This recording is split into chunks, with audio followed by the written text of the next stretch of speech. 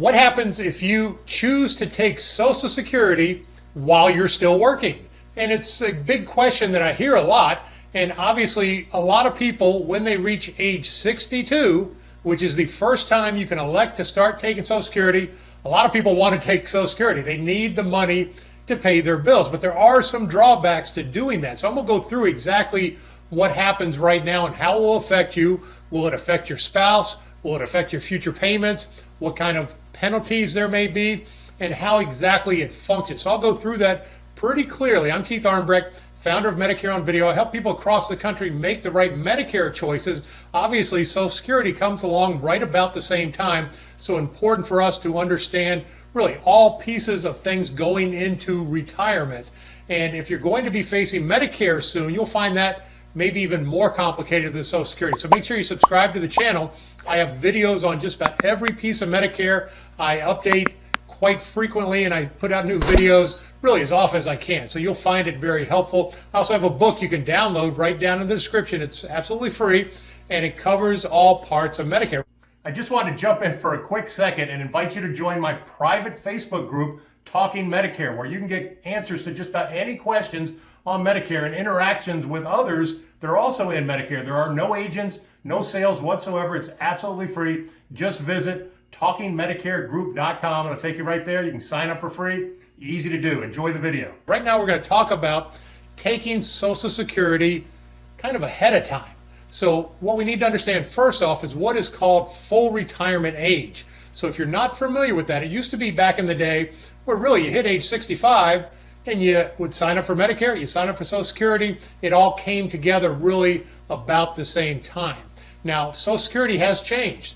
Social Security has moved that full retirement age from age 65 incrementally up to age 67. We're fast approaching where just about anybody is going to have a full retirement age of 67. You may still fall into it a little bit earlier based on the year you were born, and you can see here the breakdown. It runs, like I say, incrementally all the way up to age 67. We're going to kind of focus on age 67 just because it makes things a little bit easier to understand.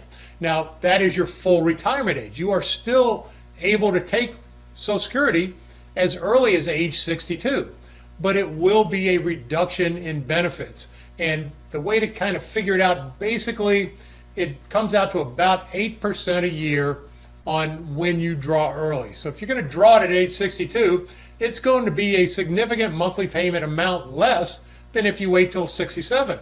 But guess what? You've got 5 years of payments to make up for the amount that it'll be reduced. So, the break-even point past age 67, meaning how long would you have to wait before taking it at age 67 made up for taking it at age 62 is pretty far down the road. So again, a lot of people want to take it as early as can. You'll see in the comments that people die early, they never make it to Social Security, they never get a dime out of it. So take it when you can get it. And certainly it's a personal decision on how much you need it, when you need it, and how it's going to play into your retirement. But right now we're talking about taking it early, but you're still working.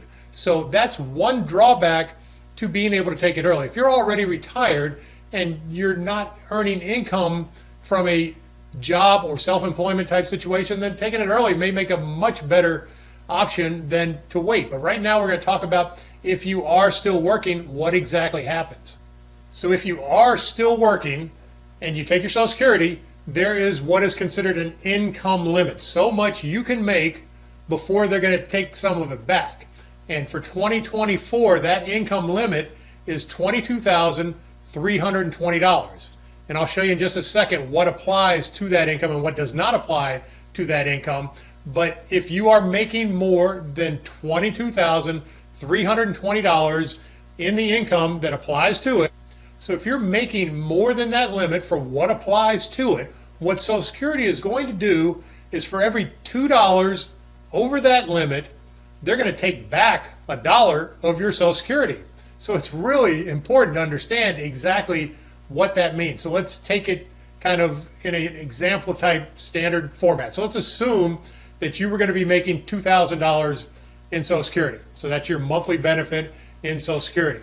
And let's say you made $10,000 over the limit. So you made $32,320 in 2024.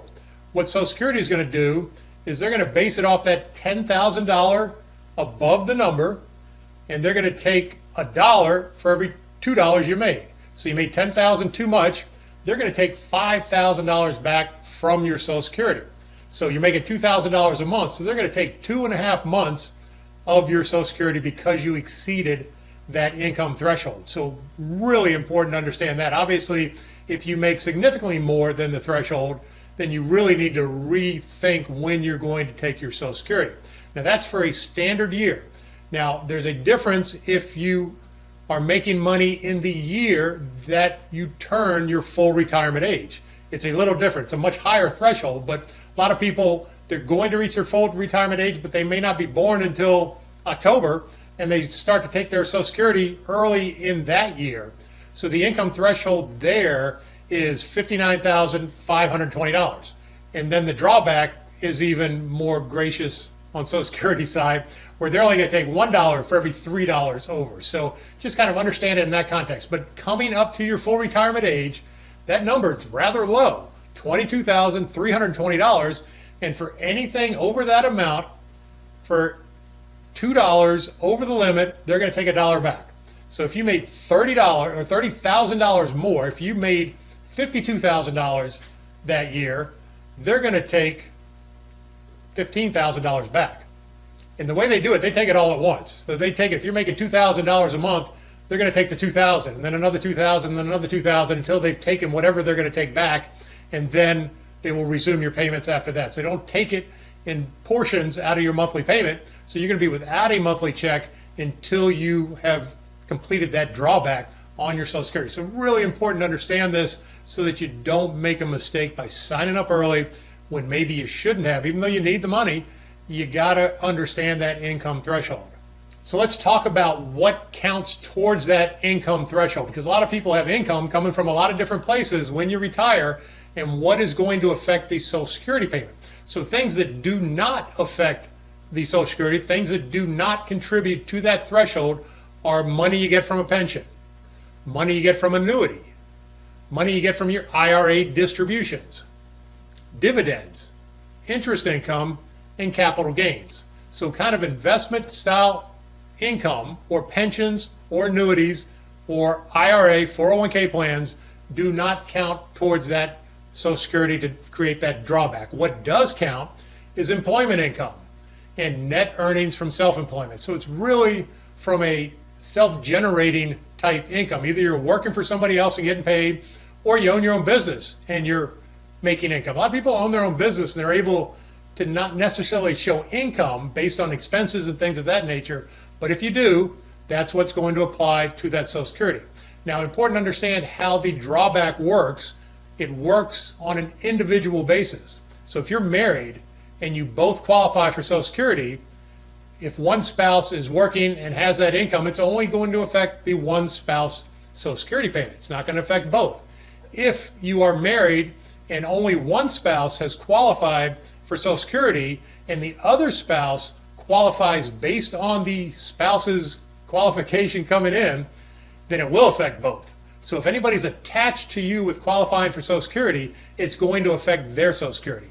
But if it's individual within the marriage, then it only affects the individual Social Security payment. So I hope you found this helpful, and you can see it's complicated. Social Security can be complicated. Once you figure it out, it's not so bad. Medicare can be, again, equally or more complicated, and that's what I do. I help people mostly with Medicare figure it out. So make sure you subscribe to my channel, join my Facebook group. Great place to get a lot of questions, easy answers without having to really interact unless you want to interact. And then download my book, Medicare Made Clear. The link's right below the video. It's free. Be a great resource. We're here to help if you need anything at all. Hope you have a fantastic day.